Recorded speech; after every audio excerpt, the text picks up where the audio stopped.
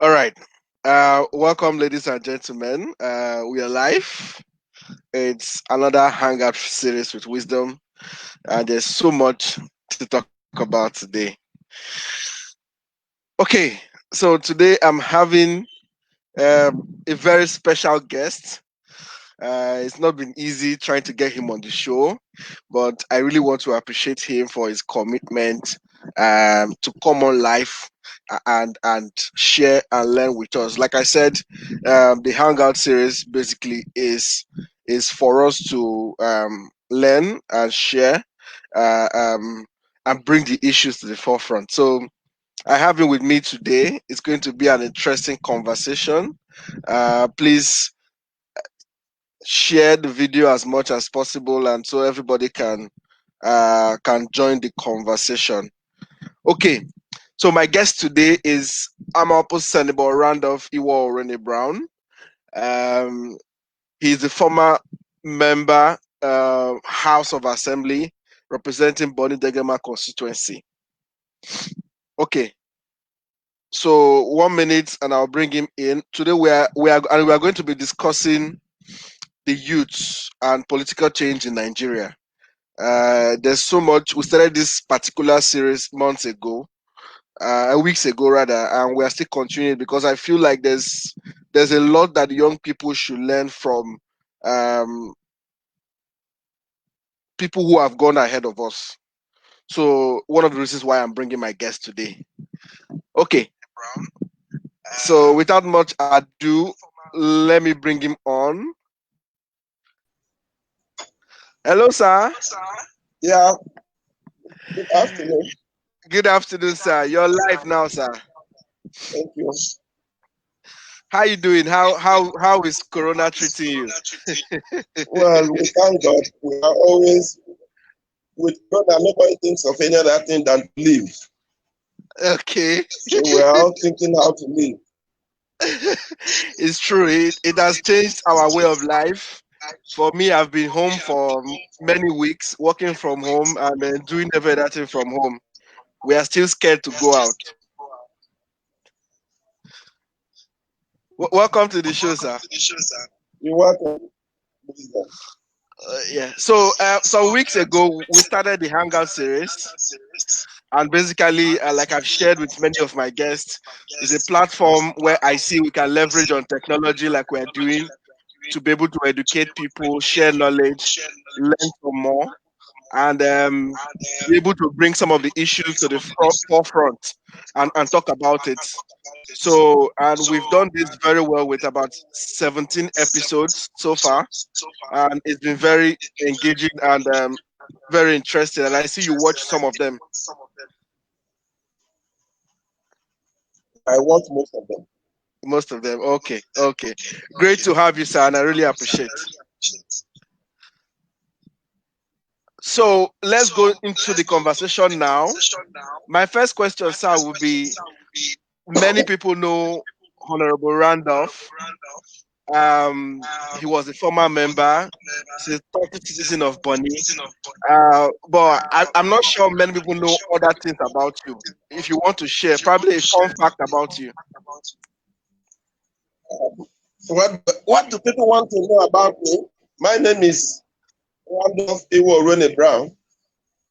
By the grace of the King and the Kingdom, I had a title, Ama-opusenibo and promoted to Ama-opusenibo. Yes, sir. And by virtue of my political position, they added honorable to it. That is by the grace of the people. I was born in Fima, schooled in Fima, St. Patrick's State School, went to Okay. St. Cyprian State School, then finished my secondary school in Bonny National Grammar School, Bonny, after which I proceeded to do my advanced level University School of Business Studies, then went to University of Lagos. After that, I had my first degree and had a stint of my postgraduate degree from Uniform. Okay. Was elected. I have been involved in a lot of youth activism from local to international level, Okay, and sir. was elected into the Rivers State Assembly, the Abacha transition, and eventually into the National Assembly in 2015. Okay. All right, sir. I think many people did not know you were part of the Abacha transition River State House Assembly. So that's a very interesting one to share. Okay. So my next question would be if I look at it from the Abacha time, and even that time you've been involved in politics, we're looking at about 30 years in politics so far. So, but I want to ask your opinion. 30 years later now, what has really changed for Nigerian politics from when you started and where we are now? Well, the truth is that a lot of things have changed, some for good, some for bad. But in Okay. most cases, for bad. Because what we saw during the MPN time, we are cutting our teeth in politics. It's not what we are seeing today. Okay. And these are the changes. And by the grace of God, we are making our own modest contribution. And it's left for the younger ones to learn from our own mistakes and move ahead. Because the future has a lot for them. Interesting. And our conversation today will be focused on the young people. Hello, I'm And not hearing you. hello, sir. Can you hear me? Hello. Hello. Hello. Yes, sir. I can hear you. Can you hear me? Hello. Hello, sir. I'm here. I can hear you. I can hear you. Oh, can you hear me now, sir?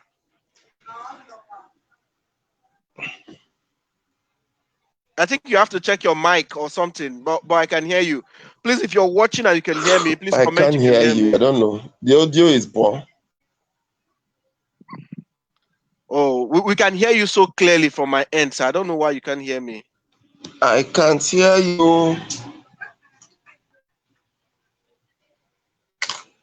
Are you hearing me now?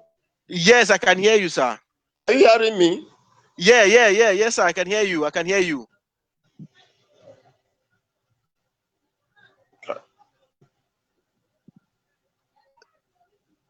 Okay, sir, we can hear you. Can you say something? Can you hear me? I'm not hearing you. Oh God, the network again. We can all hear you. So I don't know why what's happening, but we can all hear you. You want to check your mic, but we can hear you. Hello, sir.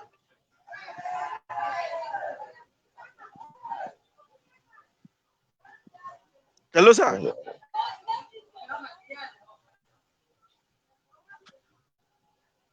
Sir, if you can hear me, can you go off and then come on again? Maybe you can hear me better.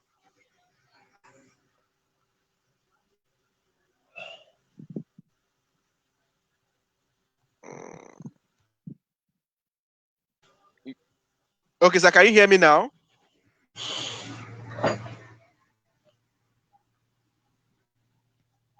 Hello. Hello, sir. I'm here and I can hear you.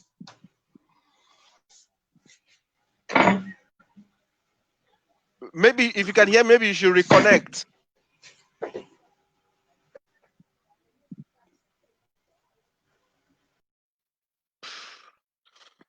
Okay. Yes. That Chapp-Jumbo. Yeah, that Dan Jumbo. Sorry. Yes, I think he will need to reconnect because I can hear him clearly, and you all can hear me too, and we can hear him, but somehow he cannot hear me. So let him try and reconnect. Um, it's a very important discussion today, and it's about young people in politics. Okay, he's here again. Hello, sir. Can you hear me now? Yeah, I'm hearing you now. Oh, okay, great. Glad you can reconnect. Okay, so I was about to say that our conversation today, from what you just shared, is targeted about to the young people and the young people in politics specifically. So that's why I am most delighted to have you as someone who has been there ahead of us and who will share with us some of the things you have learned. So 60% of our population in Nigeria are young people. In your own opinion, what should this really mean for us? It shows that we have a vibrant political and economic system. Okay. They're vibrant, they're energetic, they are progressive, they are promising. I have no doubt that if our energies are properly used, are directed properly, the best is yet to come. But it seems like we have not really recognized some of this strength we have as a nation with young people. Do you agree with that? No more again. Sir, can you hear me? Hello, sir. Your network. Hello, sir. Hello, sir. Can you hear me? Oh, his network has not been great. Reason why we started very late. Try to fix it, but it seems We hope that this uh, network will allow us in this conversation. we really hope so, sir. We really hope so. Can you hear me now? Yeah. Okay. So I was saying that this strength we have, like you have highlighted, as a nation with so many young people, it seems like we have not been using it to the fullest. Do you agree, sir?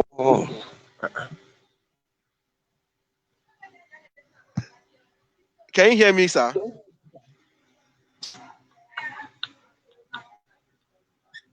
Oh God, the network.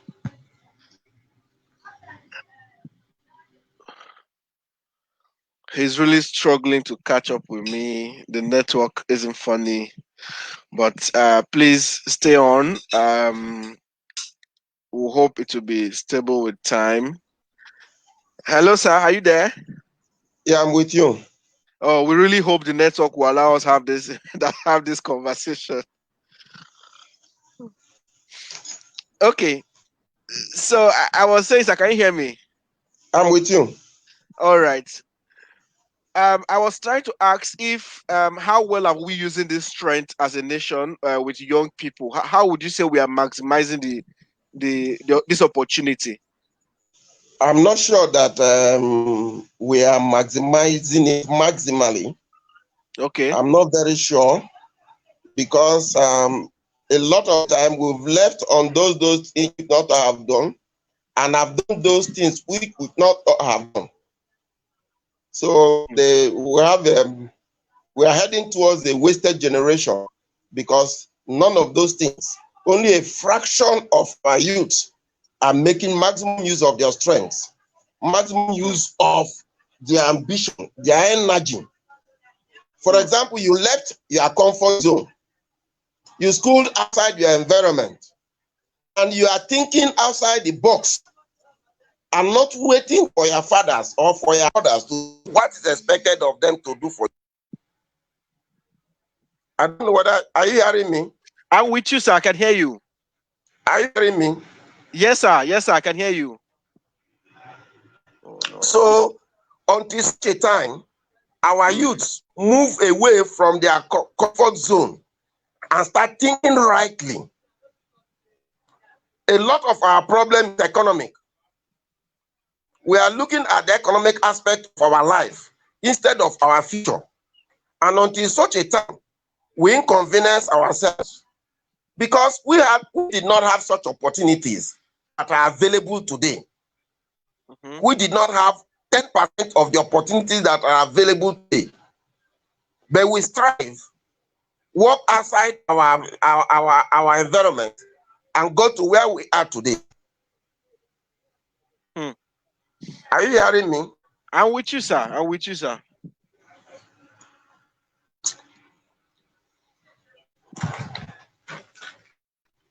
Hello, sir. Can you hear me?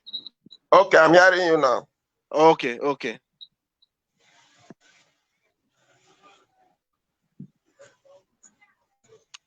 Are you joining on your other phone? I see your other phone trying to come on. No, I'm not doing it with my other. Okay. All right. Can you hear me clearly, sir? I'm hearing you, but I'm not seeing you. Okay, you want to check your video? I think. Mm.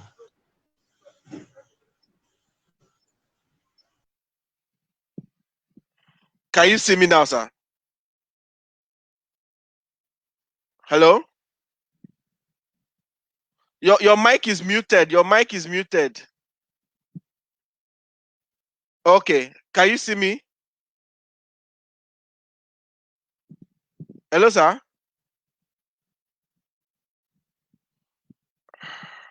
Hello.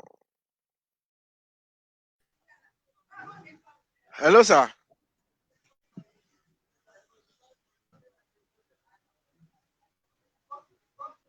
Hello?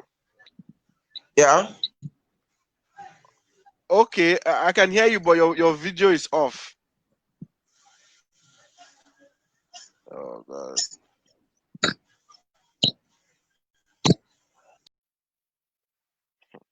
Okay, your mic is off now. Okay, can you hear me now, sir?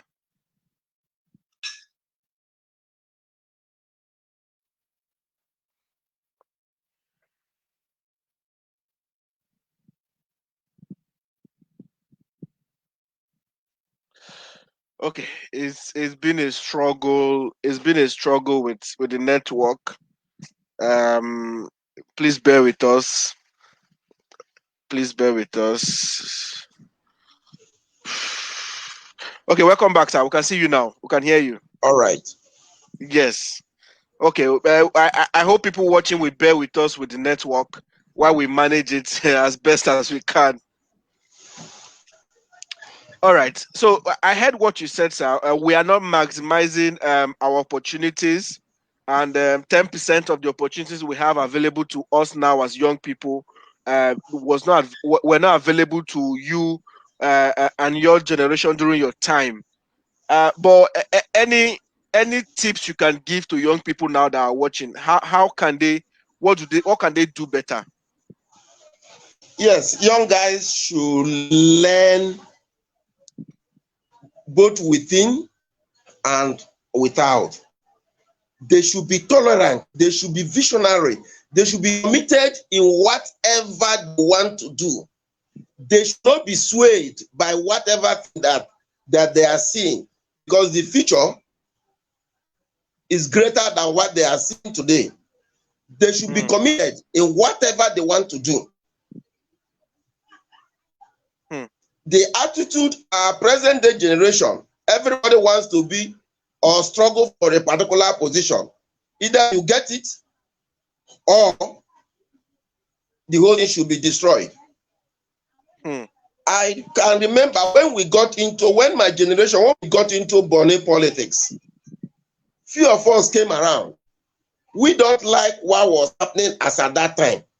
We never Hmm. antagonized any leader. We never abused any leader. If we have a need to support any leader, we make our own mental and academic contribution for the betterment of the place. But we have a principle stand. Because we are not doing well, we are going this way. We contribute our own money without looking at anybody. We are not swayed by what we benefit, what we are going to benefit. We are not carried away by whatever position that we are going to get. Hmm. We act always on principle. All our actions are based on principle and on conviction. And we are ready to support one another at all times, because we know that two persons cannot be in a particular position. And we also practice politics without bitterness. We eat together, we move together, we share a lot of things together. But I am not for you, I am not for you. You know that I am not for you. I'm not to pretend that I'm for you today. You collect money here, you collect money here. You go to get favor here, you go to get favor here. But one thing that a lot of our young men don't know is that if you come to me to tell me stories and you go to the other person, one day me and the other person will meet at the top and will know who you are. and we both, all of us, place you in your rightful position. It's only 1% of such actors that can have their way through, but the rest of them will fall by the wayside because they know, everybody know the character they're made of.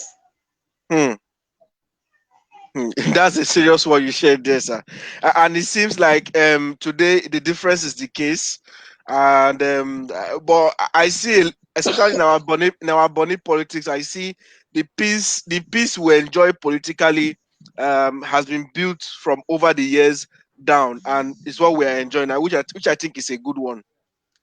But I want to ask a question on our political system. You know, many argue that our political system, especially in Nigeria, is a closed one, especially for young people. So it is very difficult for young people to come in because they see it as a very closed system. Can you share with us how was your entry into politics? How did it happen? And was it an uphill battle for you? Nothing good. Are you hearing me? I can hear you, sir. Nothing good comes easy. Nothing good comes easy. Freedom cometh by struggle. There is nothing you get without a revolution.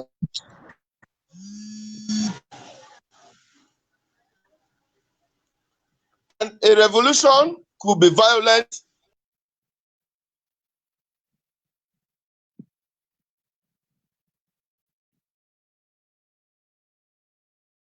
Our own, it is not violent. Are you with me? Oh, we lost him again. He will join in shortly. Yeah, hello, sir. You're back. Yeah, we can hear you. Nothing good comes easy. Your mic, sir. Yeah, we Freedom can hear. comes by struggle. Okay. Nothing good comes easy. Freedom cometh by struggle. Even in heaven, when heaven were delivering manners, they did not throw it into one's mouth. The manners were thrown, you go, you pick it, you prepare it, and you eat it. So nobody should expect that what you are going in is an easy task, but you must have to play by the rules.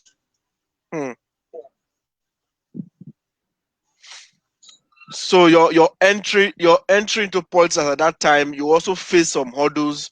You also fought some battles just to get through. Definitely. But in all our struggles, we never insulted anybody. We never, not once. No politician who is ahead of me will say I insulted him. Rather, we make contribution. If you are there as a brother, as a friend, we make contribution. Okay, but we see as that a politician today, there is no house of a politician in Bonny that I cannot walk into, whether opposition or nowhere, and they will give me what is due me. Are you hearing me? I'm with you, sir. Are you hearing me? I can hear you. I can hear you, sir. I can hear you.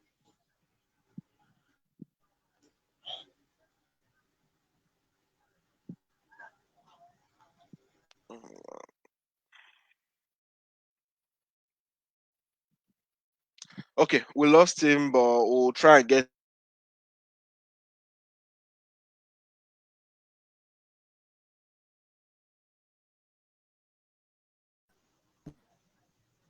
Hello, sir.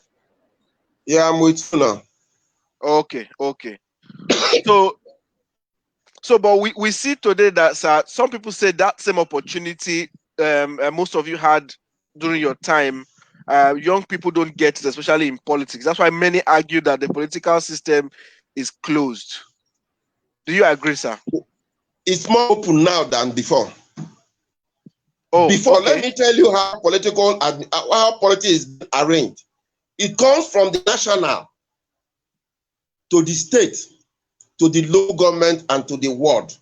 So you only listen to your leader who brings information from the state to your local government and to your ward. All you do is to wait. But you find out that during Babangi's transition, he made sure that everybody is an equal joiner and everybody is an equal founder. So they gave opportunities to people at the grassroots. And that was why people like Gowon lost the election in his ward. People like Chief Harold Dababire lost election in the local government, and a lot of them, because the power of the youth was brought to bear as at that time. And since then, the people at the grassroots have so much power to exhibit. But in our today, a lot of people compromise that position for nothing. In my own time, we stand our ground, we contribute our money, and we gather people who share the same views and the same principles like us. Okay. And that's how we are recognized, and that's how we are respected. And that's why we found our way into the mainstream of the politics in Bonny and at the state level. Interesting. Okay, so fast forward to today now, my generation. I understand at some point there was a fight to get more young people into politics, to reduce and cut down the age of young people to run for political office. And in about 2018, 2019, that was achieved. And we had a proper legislation to bring young people into politics to run for major political offices in the country.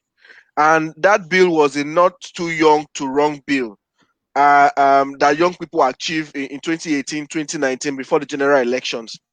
Do you agree that this bill will solve the lack of youth representation in politics nationwide, from the state, from the national to the state to the local government, or are there other factors you think are behind the lack of youth representation currently in our own generation today?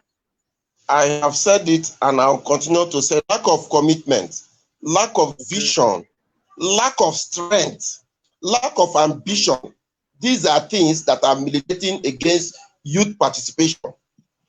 This other one, who are involved in the not too young to run bill, I'm sure that those who are conversant saw me when they posted me on social media where I was participating actively, that president age should be removed from 40 years to 30 years, governors from 35 to 30 years, Senate from 35 to 30 years, House of Rep from 30 to 25 years, and the State Assembly from 30 to 25 years. It's just a number. Okay. It is just a number, no more, no less. It's just a figure. If you don't have the capacity, you don't have the capacity. If you are not committed to the vision, like Bible said, the vision is here for an appointed time, though it is. You cannot go once, make an attempt, and fail that you are a failure. Sorry, sir. Then you don't have a vision. You are not committed to your cause. If you have a vision, a lot of us, my own group of people, at the point, we count ourselves the progressives and the conservatives in Bonny politics. And despite the fact that, for example, in SDP NRC, we fumbled the progress, which is the SDP group fumbled. We lost election at the local government level. We lost election at the state assembly level. We lost election at the governorship level. But we won election in Bonny at the House of Rep because we have a House of Rep. We won the Senate and we won the presidential election. It showed our doggedness, our commitment. Despite the fact that we had a local government chairman that was an NRC, we have a state governor that is also an NRC governor. We won election. It shows our doggedness, our commitment, our vision, our fighting spirit. But I can tell you that the youth of today had more strength, had better opportunities, had more than what opportunity they have more. they are not committed. They are not ready to make sacrifice. Until such a time, the youths are prepared to stand their own ground based on conviction. The youths should be able to be listening to themselves. They should be civil. We brought in civility in all our we are doing. Yes, I disagree with my father, but I disagree with him, but I will never insult him. With that, I can go back to him. All our actions are based on principle.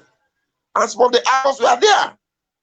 And that is why in a state where they have, we won a local government election while we are in no position. In Bonny, during the DPN time, USB won everything, but DPN, we won local government election. In the state, during my House Assembly election, we are led at that time by Honorable Reggie Wilcox. We lost out of the 33 House Assembly members. There are only two people that won the election, myself and late Toyin Harry. Toyin Harry for GDM and myself under DPN. What year was this? Purely on principle. What year was this, sir?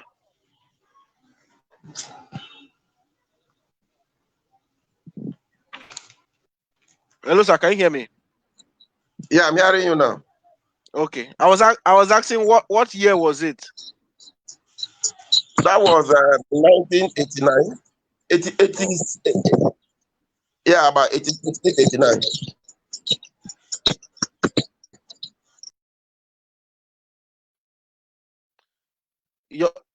Okay. Can you hear me, sir?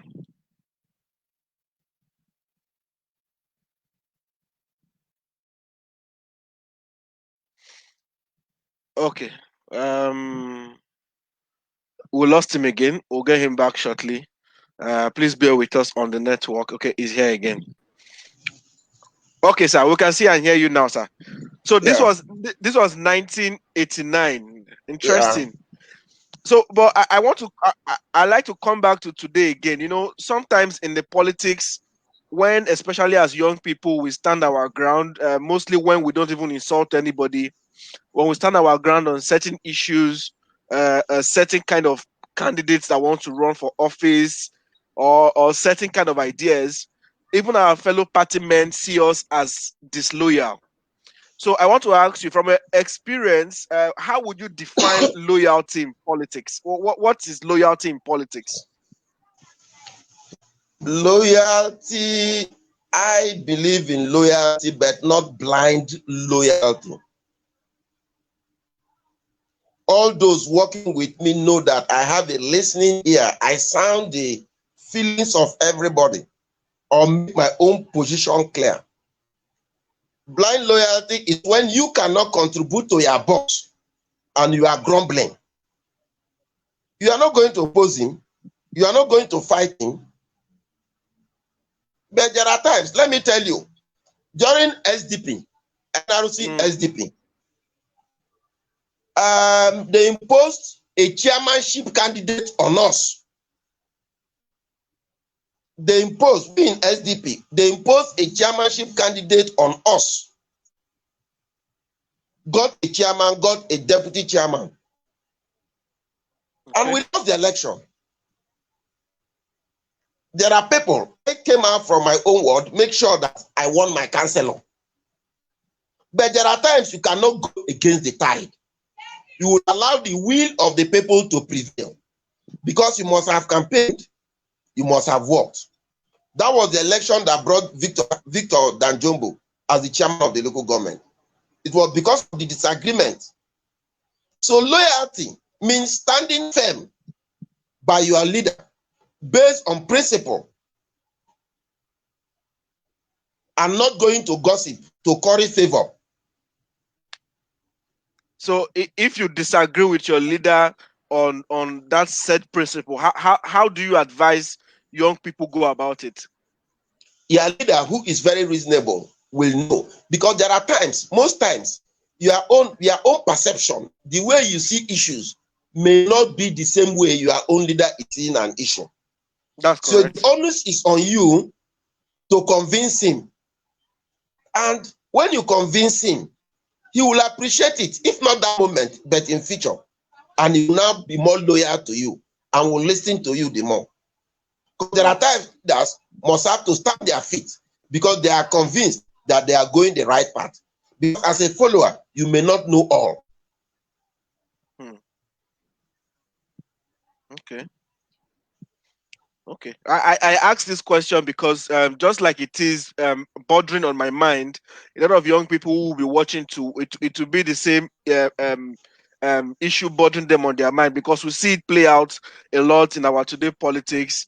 And once you disagree, once you have a different opinion, as a young person especially, you see people even within your own political party tag you as disloyal, and it's very worrisome. It seems like we must all have the same opinion because we're in politics, and it's another issue that affects young people again. Another issue again that affects young people is when they say, "Do you have capacity or you don't have capacity?" The word capacity again has been, in my own words, has been misused generally in politics. So before I go to my next question, I want just in a few minutes. When we say capacity in politics, what are we talking about? Your ability to deliver on the party's manifesto, your ability to win an election for your party, your ability to be able to give to the people what they want. That is my definition of capacity in politics. We have the brain, you have the brawn, and you have the heart. And you'll be able to do what is needful. Because politics is all about numbers. Politics is about delivering the goodies. Politics is about who gets what, when, and how. So your ability to deliver those goods makes you to have capacity. Your ability to bring voters, convince people, makes you to have capacity. Interesting. There are That's a people good who one may to hear. also feel that I know so much. You know, when a leader wants to take a decision, he takes everything in its entirety. Let me tell you, when South Africa, if you read Alan Paton's Cry My Beloved Country, South Africa are fighting. Those who have the brain, we are going with their brain only solely. Those who have the brawn, we are using their brawn to fight without thinking. Those who have hearts are writing. South Africa became liberated according to the Alan Paton. When those who have the brain, those who have the brawn, and those who have the heart came together, they put it in a basket, and they now use the best available opportunity, and they conquered. And that is how every political leader looks at issues. You may be very brilliant, but you may not be qualified to go to a particular war.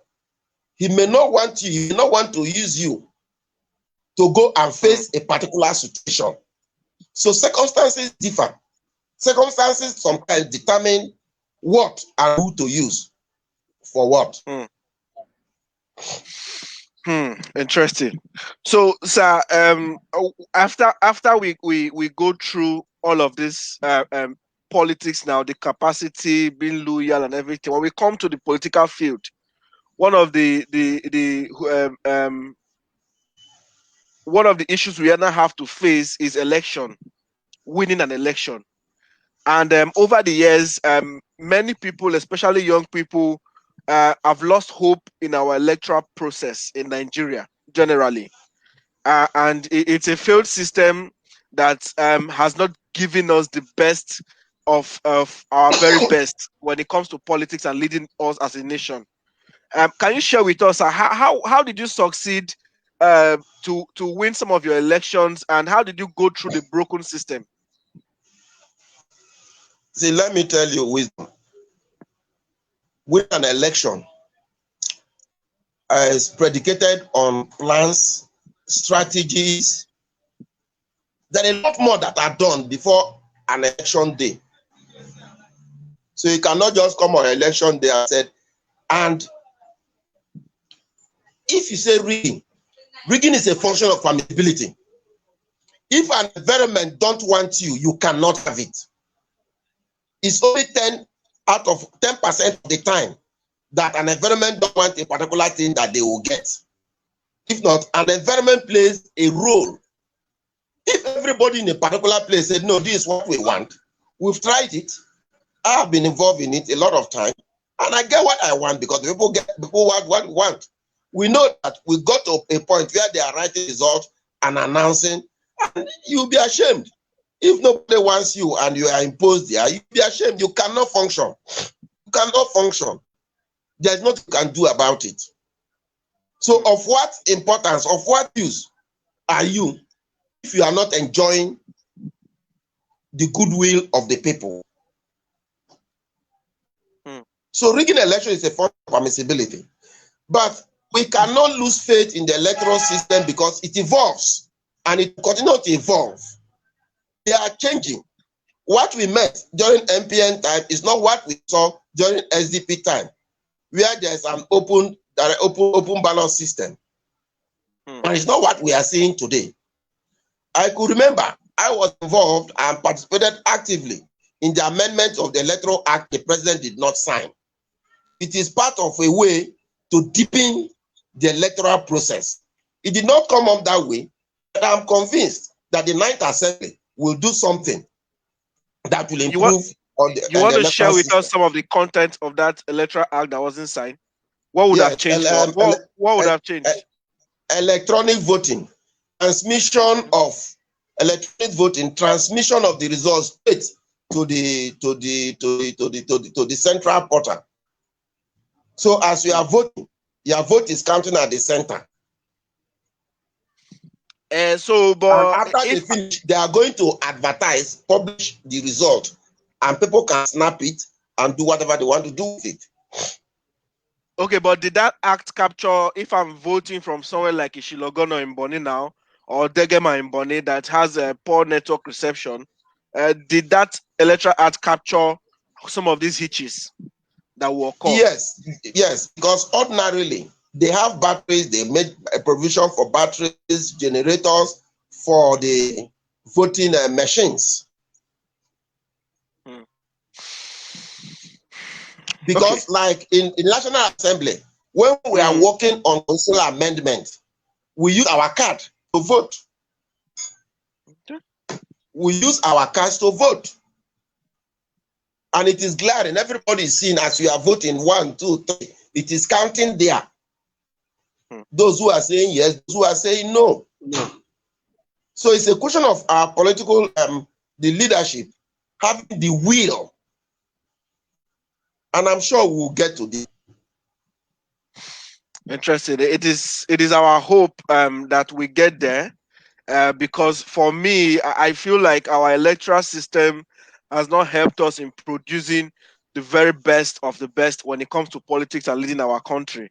And it has to do a lot with the broken system itself and how it has helped us to give us not the very best. At the same time, I know as citizens, we have not done our best to also come out and vote. And it's my hope that this improves in the shortest time. So, but let me quickly move to my next questions. Now, you have been there, you have done that, you have won the elections, you have been part of the process, and you have built a legacy for yourself. I want to ask her, what would you say is your legacy we will remember you for, and what impact should we also remember you for? People should remember me for playing a principled politics. All those who know me and my followers know that I don't prevaricate. I don't shift. If I'm here, it is for good. If I'm not there, if it is for good or for bad. I am principled, and everybody knows me for that. And everybody knows me too that if I say yes for you, you can go and sleep. And I don't believe in the money politics. That is why I have a long-standing relationship with my supporters. They've suffered a lot because I've not been able to give them the dividend of democracy by way of benefits, by way of positions. But they know that I'm a principled person and I do not want to go and involve myself in what I'm not expected to do. So I have taught people how to be very principled in whatever you do. Hmm. When I hear politicians talk about principle, I feel like it's just something most of the time we say, but nobody goes through it. Because when I talk with most politicians, and look at the politics in itself, we don't see how people apply principle to it. Because if we are really principled in politics, many things will not be happening. And I'm really happy to hear you have played a politics of principle, and that will be your legacy. It's something that for me as a young person, I want to emulate, sir, which I think is really good. Principle, but our ideology in politics has really not evolved. Do you agree, sir? Um, I won't agree in its entirety that it has not evolved. It has evolved over time, but it is the frequency. A lot of things have changed over time and will continue to change. You know, politics is dynamic. Okay. Politics is dynamic, and you cannot, and it will continue to be dynamic. You find out that, like in the National Assembly, where I happened to play a role some years back, the politics of the eighth of the Seventh Assembly is entirely different from the politics of the Eighth Assembly, and it's also different from the politics of the Ninth Assembly. The Eighth Assembly was very vibrant, where people were thinking of the country more than their party. I have a lot of friends in the opposition party, APC, and they come up and they will tell you that before we became in party, there is God, and all of us are serving the same God. And whatever we do, we know that we'll account to God. And we'll start and talk against the government of a party that they belong to. Yes, they may suffer for it. A lot of them do not go back. I know one from Kano, one from Niger, another one from another state that they didn't go back. But no iota of regret. Because you've played well, you are part. That things are not, it may not be changing the way you want it to change, but it will continue to change. I follow the politics of the Eighth Assembly so much under the leadership of Bukola Saraki, and it was really an interesting one. For me, one of the very best of the assembly for a very long time. So I want to take you back now to your time at the House of Assembly. What do you think, looking back, what do you think you should have done better? You know, the National Assembly, when you go first, you need to learn the ropes. It's not automatic. You need to build bridges. You need to. Hello, and sir. In my time, we spent almost a year and a half. Hello. Hello, are you with me? Are you hearing me? Hello, sir. Yeah. Are you hearing me? Oh, okay. I'm hearing you now, sir. Okay. So, like I was saying, during our tenure, we had serious challenges. First of all, when we were inaugurated, we started facing the tribunal, and we were sent out of the assembly. And we spent 1 year before we could get back. People had taken positions. People had dug into the trenches. So it will be difficult. It's going to be an Herculean task to go and dig out people. And somebody like me was in court up to Supreme Court until 23rd of January 2019. So I spent all my time trying to defend myself and my position for almost the 4 years or 3.5 years. But that notwithstanding, I was able to. My campaign promise was, I will hear with your ears, see with your eyes, and talk with your mouth. And Bonny, and Niger Delta was adequately and fully represented by my actions, by my courage, by my demeanor. All the bills I passed, I had little or no opposition because of the bridges I built. All my motions. Bonny was in the how many bills, sir? How many bills? I had about 3 bills and about 15 or 17 motions. Go on, sir. Go on, so sir. Bonny was adequately and effectively represented, and I brought Bonny to the limelight of the nation on all the issues that affect us.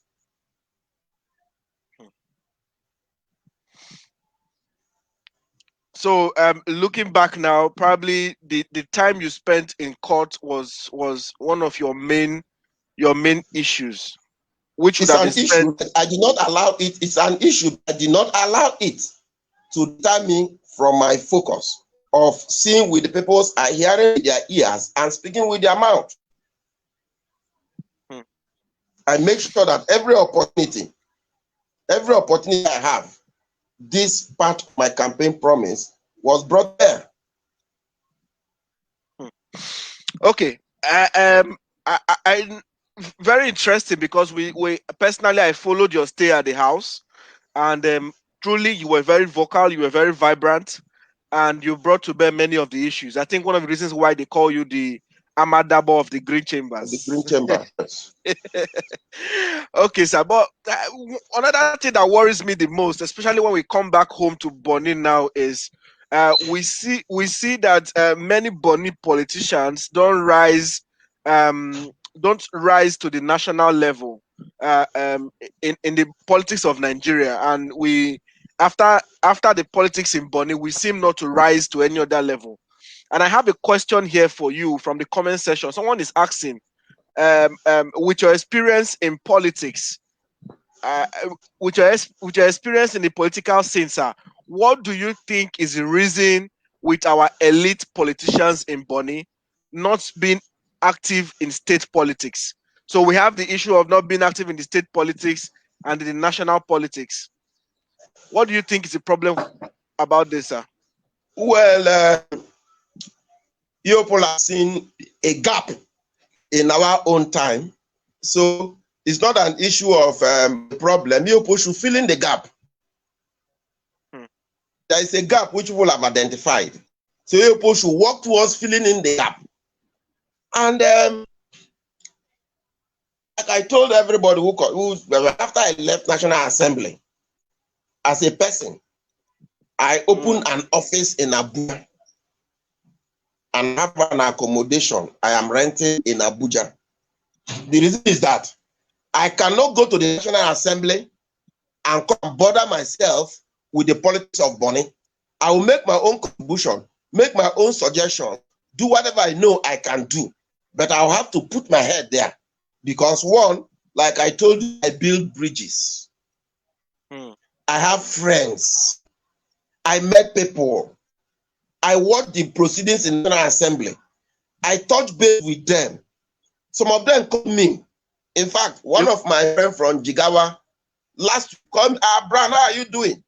Send me your account number without asking. So if no confidence, you have no respect for you, he won't be bothered about you. So all we need to do as a list is to reach out to our colleagues.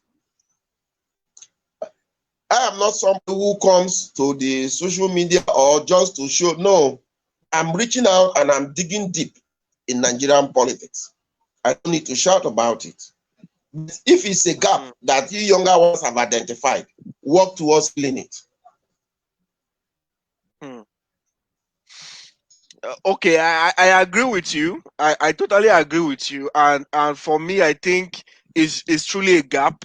I know after Reggie Wilcox, who was really known in the politics, especially in Nigeria, I've not heard of any other politician from Bonny that has gone far, especially in the state. So it seems like Bonny is relegated. I won't agree. I won't totally agree with you. You know, everybody have his own style. Okay. We cannot wish away Mrs. Toro, we cannot wish her away. Okay. We cannot wish away Honorable Rutherford Long John, whether you like it or not. He's playing his part at the state level. You may not like him, you may like him, but the truth is that he is there. He's playing his role. You can't wish away Toro. Toro has a lot of reach, both state and national. I can tell you that. There is nowhere Toro cannot enter, as far as our own decision is concerned.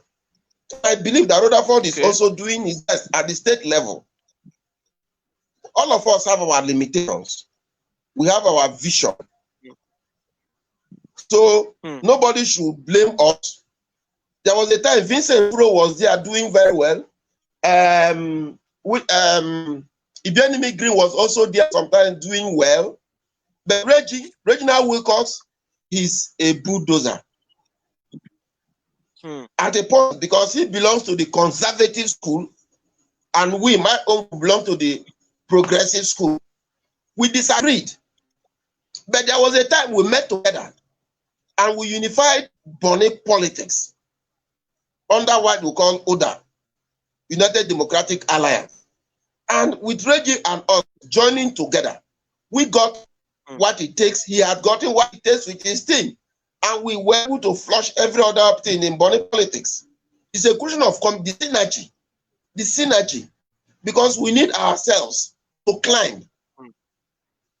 That's why I tell you, in Bonny politics, I can call Rutherford Long John now. He will pick my call. I can go to his house. He will allow me in as long as he heard that it is me. I can call Ed Pepple. He will pick my call. I can bash into his house. He will not stop me. I can call Tolofare, George Tolofare. He will pick my call. I can bash into his house. And I'm sure that every opportunity, if I have any opportunity, they are going to support me. And if they have any opportunity anywhere, I'm also going to use whatever I have to support them. And that is the politics without bitterness, which we play in Bonny. And that is why we've not been able to kill anybody in Bonny politics. That is why, because we don't have anywhere to go. We eat together, we wine together, we play together. But we need to play more role in pushing ourselves to the top. That's why we've not antagonized, none of the leaders have antagonized themselves at any time at the national level, at the state level. So someone is asking again, just a follow-up question to what you just answered. Someone is asking, her name is Dada Didi. She said, what efforts have been made by older experienced politicians in terms of effective political mentoring and political orientation of younger people coming into politics? This is a very good question, sir. I don't know how mentoring and political orientation. How are we doing with that, sir? See, where there is a will, there will always be a way. Ask a young man or any young girl in politics or out of politics that have across me that have not shared my wisdom with them, that have not shared from my wealth of wisdom with them. Whether position or when I play politics, people in opposition party come to me. I advise them, even I will not support them. If they beg me one, I will give to them. So political mentoring means you must have to be under somebody. He must share his vision with him. If you don't share somebody's vision, will he mentor you? When I was in National Assembly, I took 9 persons from my constituency into mentoring from Bonny and Degema. I sent them for this month's mentoring school for about 2 weeks or so, both men and women. I sent them for a program. I paid for it, in that they will be exposed. Part of our problem in Bonny is that we are too comfortable because we have light. Nobody wants to. Yeah, that is the truth. You, Wisdom, where are you now? Where are you working from? I'm in Lagos at the moment, sir. You are in Lagos. What is wrong in here? Why can't you go to Bonny and relax in Bonny with the light? Why did I choose to rent an apartment in Abuja and have an office in Abuja?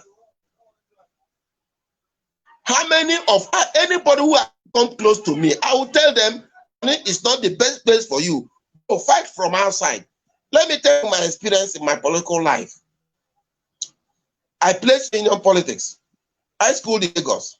I played nurse politics. At a point when they had a caretaker committee, I was the secretary of the caretaker committee under Nemi, Chief Nemi Adok then. I played nurse politics. I played battle politics in my school. I grew up to having a road track representative, which is the highest position anybody can have in the road track world. That is lead the youths. I also played local politics. I've been a youth chair in Finland.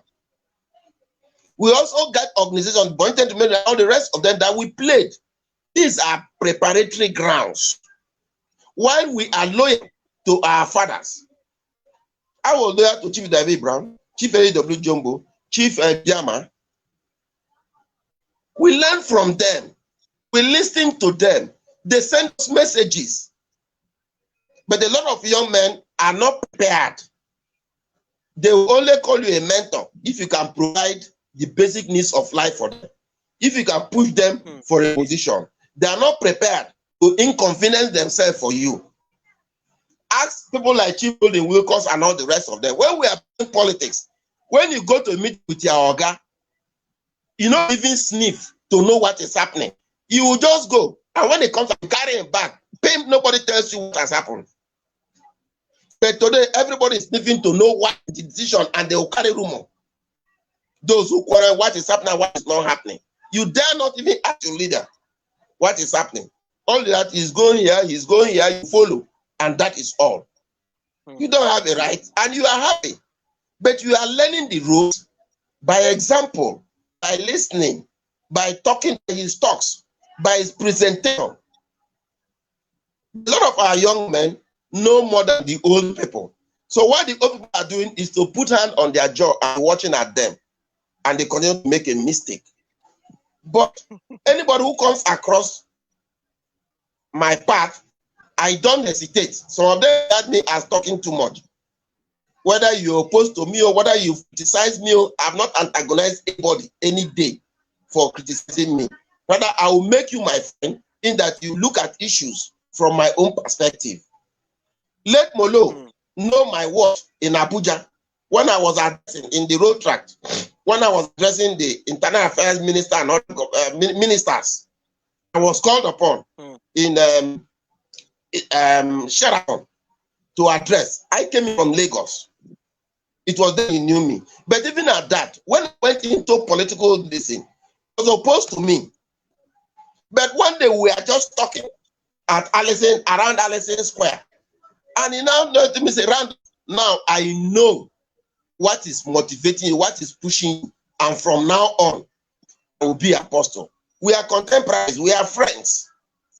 But we don't go the same path. Because we continue to dialogue, we discuss, we don't insult ourselves. He was able to reason from my own perspective. Because you can't be looking at issues from your own perspective at all times. So mentoring is dependent on the way you present yourself to your leader, his vision, sharing his vision with him. It is then he will come out and give you the best. But if he gives you an opportunity, they jump at it and feel that you have known much, he will allow you to crash.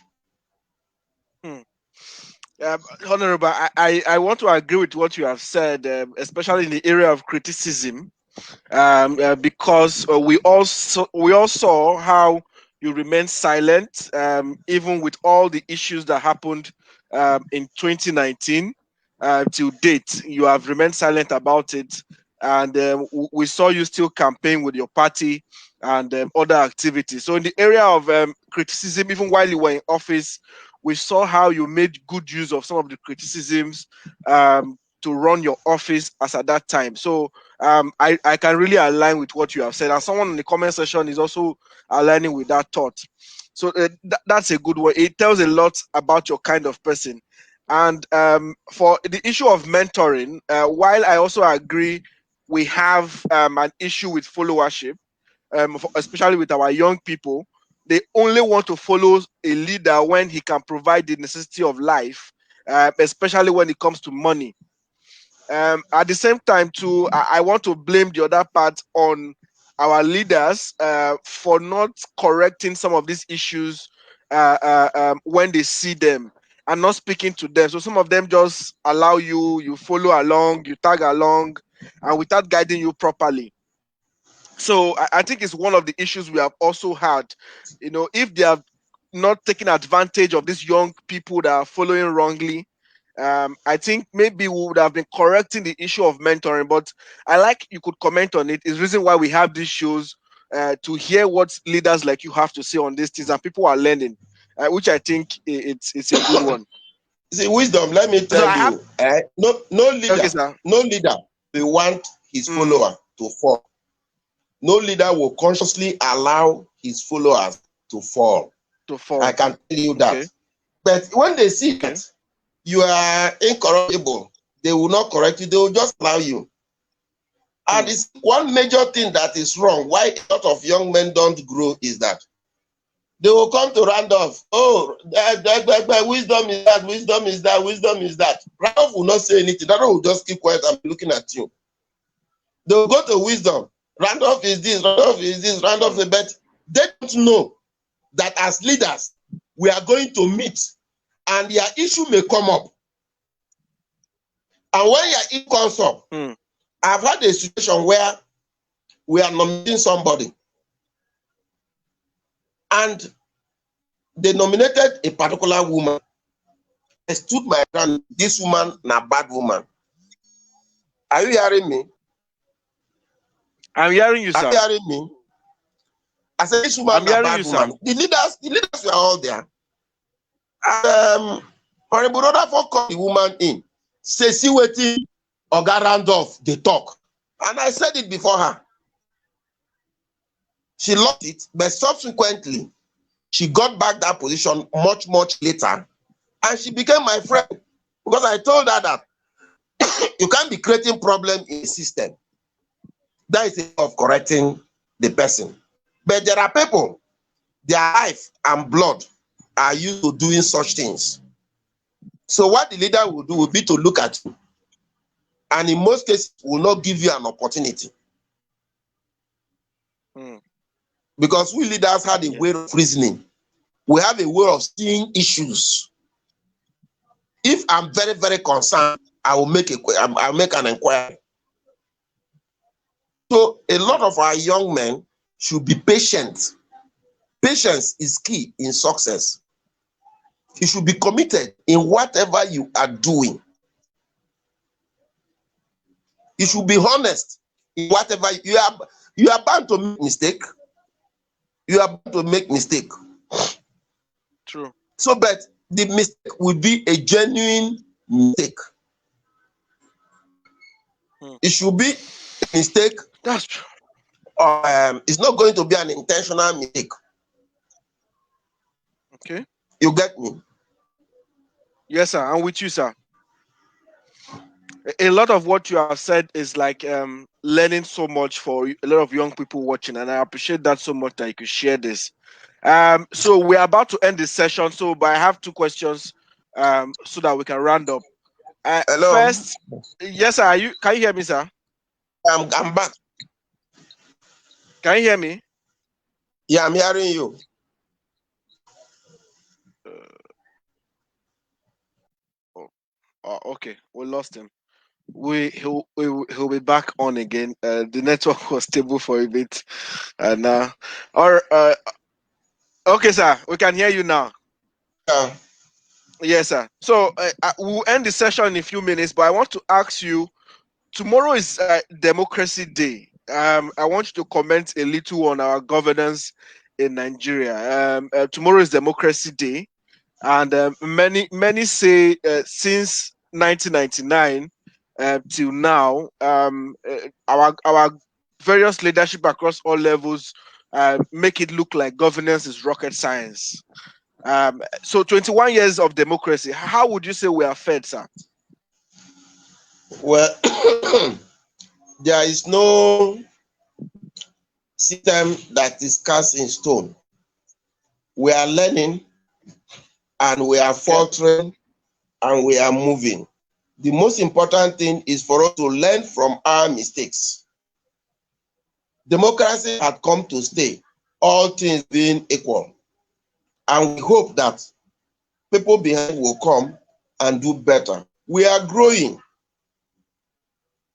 The election processes in South Africa and in Ghana are better and more developed than Nigeria. That's true, But sir. we believe That's that, true. yeah, but we believe that we'll get to that level. It is just with time. And sometimes circumstances makes us to leap further than the level we are going to. Circumstances. Like Ghana learned their lesson when Rollins came and killed all the leaders. But can Nigeria afford it? No. Nigeria made an attempt with Nzogu coup. It led us into a civil war. But we believe that with time, we're going to, it's an evolving, it's a continuous system, it's a dynamic process. We will learn from our mistakes. I hope the learning that will occur will trickle down across all levels, especially in the local government that is the closest to the people. So I want to get your view again, sir, on the state of the nation as regards the recent executive order that was signed by President Muhammadu Buhari, that implementation of financial autonomy of state legislature and judiciary. This has been a very long issue for many years, many governments, and we're happy that today there's an executive order to fast track the implementation. I think in the eighth assembly, the bill was passed amending the constitution in this regard. If you can confirm that, and now the executive order to Right? fast track the implementation. Uh, uh, what do you see, sir? Are we going to have a better national or a better House of Assembly with this executive order? What are your views? Yes, with time. Definitely with time. Definitely with time. Definitely with time. You can see that we have robust discussions in the National Assembly. There are times they will be tilting toward, that is why there's always a fight in formation of the leadership of the National Assembly. But there is a limit, the executive interferes. So we have robust and useful discussions and engagement. And without the legislature, there is no democracy. Because in military system, you have the judiciary, you have the executive, but the legislature is missing. So the main thrust of democratic setting is legislature. And until they become autonomous, and find out that a lot of states, some assemblies, state assemblies are afraid to work for their autonomy. Because when constitutional amendment comes, it goes to the state assembly, all the state assemblies. And you see some of the assemblies voting against their own welfare. So I think the executive order will deepen our polity, to deepen democracy. Because if it's not working today, there will come a time somebody. You can see how things have been evolving at the National Assembly. How they were changing senators, they changed the leadership of the Senate, leader of the House of Rep during Okadipo time and all the rest of them, until during the Sokoto State Governor time, they stood and carved and they challenged the executive, and it benefited them more. And in the assembly, we challenged the executive, and it benefited us more because I have my way. I mean, I have my say. If there is no freedom, because the financial autonomy, they will hope. You can remember when Buhari was presenting his budget, and when he mentioned about the Bonny border road, somebody put up his mic. In fact, to be specific, Okechinda, our leader for Rivers Caucus, said it's a lie. And Buhari stopped a bit and said, the whole world is watching at us. What happened? I had a meeting with the Rivers Caucus, with Chief Bank, in a hotel, private meeting. that this is our problem and these are things that are happening. And it's part of our agenda. So when he mentioned it in there, it's a lie. And nothing happened to them. Why? Because we have that autonomy. Not only my autonomy. Nobody will stop my salary. Nobody will stop my allowances. At the end of the month, we got our money direct from the federation account and the credit account. So no matter what you say, and whatever you say, you have the freedom to say as you are in the hallowed chambers, and nobody will hold it against you. After all, you are representing your people. So the financial autonomy will go a long way to deepen democracy and the independence of the legislature. Interesting, sir. And I really agree. And for me, I see 2023 election to be very, very, very tough because if financial autonomy is coming to the state as House of Assemblies, we want to see a robust representation across the 36 states in Nigeria. I want to thank you very much, sir, for coming on the show. We are going to stop here. This is the last question I'll be asking you, sir. Thank you so much. It's been a ride of learning so much from you. But before I let you go, you have any final words? Come again. Can you hear me, sir? Yeah, I'm hearing you now. Okay. I was saying thank you for coming on the show. This is where we put the end to it. It's been a ride, learning so much from you. But before I let you go, do you have any final statement, closing statement, anything you want to say, just to add to all what we have discussed, especially in the area of young people going into politics? Yeah, best is yet to come. And what makes you a sellable candidate? What makes you a sellable candidate as a young person? As a young person, you don't come overnight or only during election. The services you render over time speaks for you. Your commitment to whatever vision, to whatever thing that you are in, sells you. So the best is yet to come because our youth are giving out their best. Because they're not giving out their best, we've not been able to achieve so much from their strength, from their bottled in energy. But they should be committed, they should be honest, and we should also be very, very civil in our approach. We should learn how to listen more. You see, when God gave us 2 ears, gave us 2 eyes, but he gave us 1 mouth. So if he had given us 1 mouth, that means we should be listening more than we are talking. We should have a right for the respect of each individual. Are you hearing me? I can hear you, sir. Okay, we should have the right for the respect of each individual. You cannot write off anybody. Listen to him very well. Make your own contribution. Criticize it objectively. Then the sky is your limit. All right. Thank you so much, sir. I like the final words, and that's very good. And I'm sure everybody listening would have jotted down a whole lot of points to help our politics. Should we be expecting you in 2023?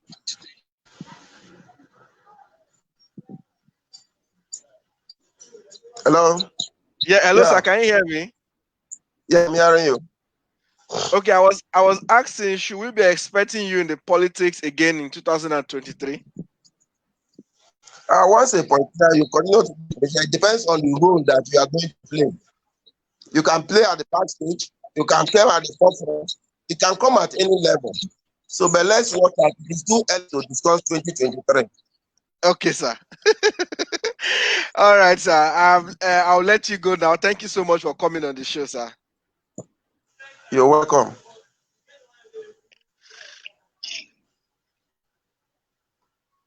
All right.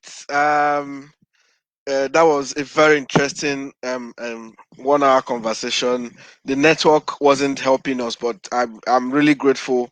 We could conclude the conversation at this time. Hello, sir. Yeah, we have ended, sir. Your mic is off.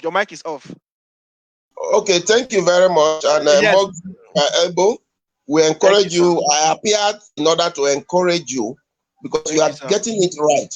I wish a Thank lot you. of our young men would be thinking outside the box, leave our polluted environment, Thank, and acquire more knowledge from outside for the benefit of our people.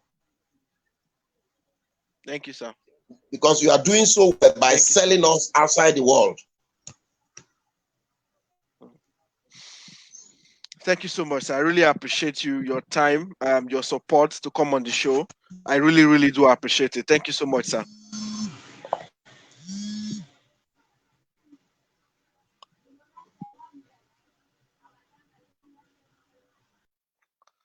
Okay. Here we come to the end of the Hangout series. I've learned so much. It's been a very interesting conversation. We'll be back again tomorrow. Tomorrow is Democracy Day for Nigeria. We'll be back again to have a robust conversation on how have we fared as a nation uh, um, um, for 21 years of democracy. I wish to have you back tomorrow. We'll be having the conversation at exactly 4 p.m. tomorrow. Please join me and my two guests who will be coming on the show for this very important chat. My name is Wisdom. This is the Hangout series. Thank you and have a lovely evening.